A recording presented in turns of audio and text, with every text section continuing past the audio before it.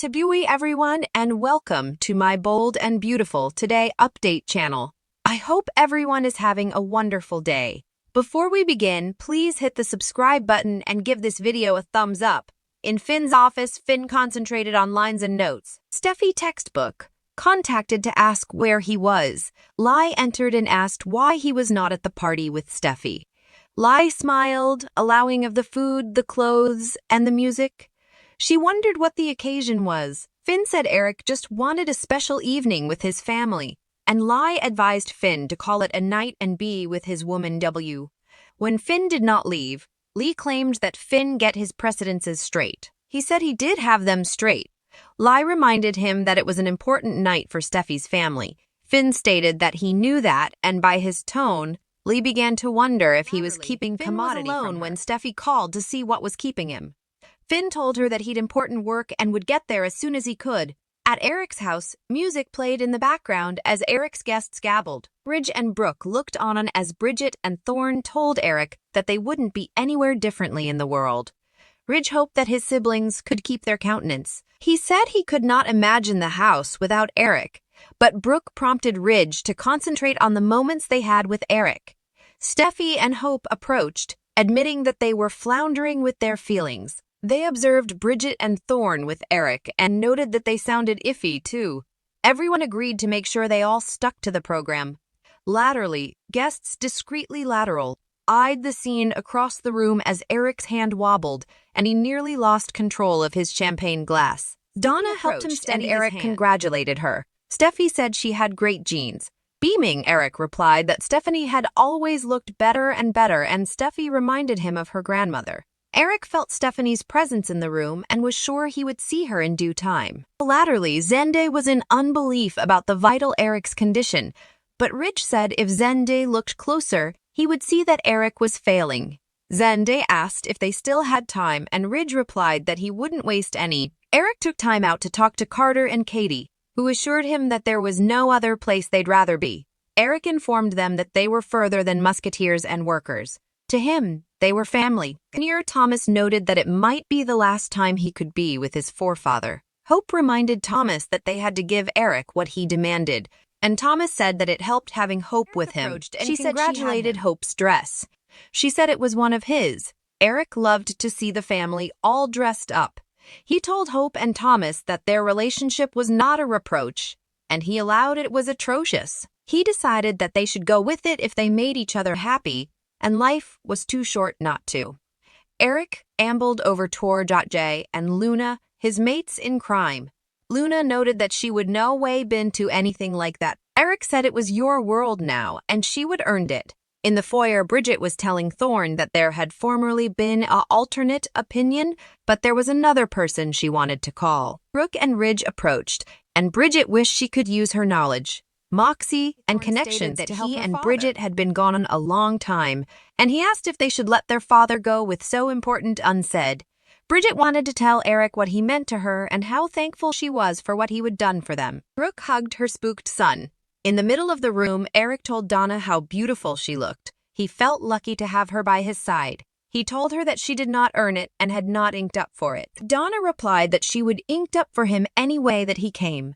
Eric stumbled, and everyone in the room watched as he demanded to sit down. Eric assured them that he was aged and just demanded to rest a moment. Steffi sat with Eric and said she was so sorry that Finn had not made it.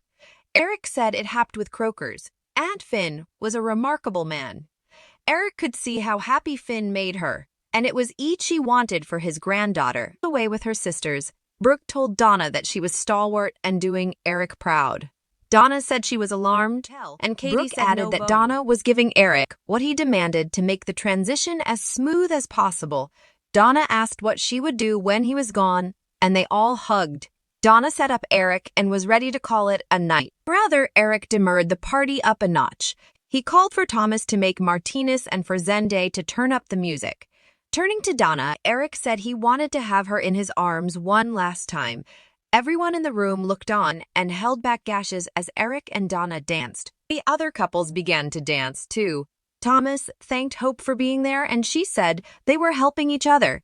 Thomas wanted to cry, but Hope stated that they had to stay strong for Eric and each other. Thomas added, and she agreed. Katie and Carter danced, remarking on how they'd given Eric what he would wanted. As Luna Underduck J danced, he said no, but it was just what they'd all demanded. Hard Ridge told Brooke that Eric was the stylish man Ridge knew, and Ridge would make sure Eric got everything he demanded. Eric twirled Donna and he stumbled. Every eye in the room danced toward him. He joked that he demanded to cancel his martini order and asked Zende to turn off the music. He told them all that they wouldn't get down without one of his speeches. Eric said he was happy to see his family members each there, smiling. He loved them for showing up at the last nanosecond and giving him an evening he would no way forget for Carter's competition for Katie. The bold and the beautiful spoilers indicate that according to Soap Opera Digest, Windsor Harmon is happy to be back as Thorne Forrester for Eric Forrester's gala. Now suckers are clearly wondering how long he's going to stay, because Thorne could clearly open up some great stories if he sticks around a while.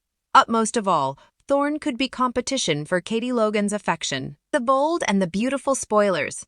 Windsor Harmon expedients for further stints. The bold and the beautiful spoilers reveal that Windsor is hoping that Bradley Bell, administrative patron and headpen, could decide to put Thorne back in the blend more for Harmon feels like it all depends on how the observers take to the story that Bradley, Thorne, and Katie having an alternate chance could get veritably intriguing. Of course, Bill Spencer tried to come between Carter Walton and Katie to no mileage. How worried would Bill be if a Forrester boogied in and swept Katie off her bases and right out of Carter's arms? Thorne could clearly shake Apple A by sticking around and making this be right under Bill's nose. Baby B spoilers, ideas will start to pop in Brad Bell's head. Harmon believes that once the followership sees Thorne back in the blend, ideas will start popping in Brad's head and he'll start writing for Thorne again. Of course, this also means a possible Thorne and Ridge Forrester feud as well. Surely they can find commodity besides Brooke Logan to fight over played Thorne. He and Katie were married. Still, Thorne ultimately annulled their marriage due to not only his particular issues but her passions for Bill. This was right around the guardianship battle for Will Spencer. Still, this could veritably well be an alternate chance for them. Katie Logan and Carter Walton need a shake. Up Katie and Carter feel to be getting along fine. Still, their relationship seems to have stalled for several reasons. Now that everything with Eric is going on, Katie may want to be there for Thorne to lean on since he has just returned. Could Katie's support for Thorne turn into further without her indeed noticing the change? There's nothing wrong with a little healthy competition, and Carter may decide to step up his game. Will Thorne's presence prompt Carter to make this a more endless arrangement? Will Thorne step in and try to steal Katie down? Will Eric confess that he's dying and isn't ready to go? Could Eric surprise indeed Donna and have an improvisational marriage set up for them?